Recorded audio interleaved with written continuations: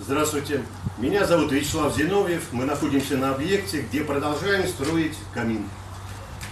Установив из нержавеющей стали колпак, мы его завели в кирпичную кладку. Колпак имеет рамки с 4 сторон. И завели его в левую стенку кирпичной кладки и в тыльную.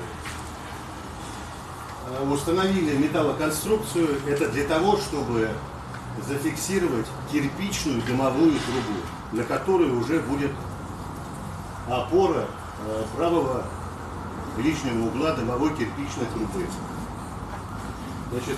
По расчетам мы взяли нужную толщину горячекатанного уголка, который опирается у нас на левую стенку кирпичной кладки камина и на правую. Горловину колпака облицевали несколькими рядами кирпичной кладки дымовой трубы, установили заслонку, которая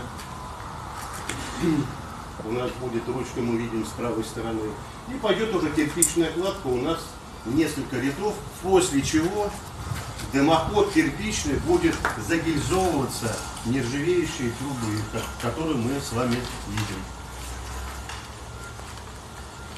И следующим этапом вы уже увидите выложенную кирпичную трубу с проходкой на крышу. Спасибо.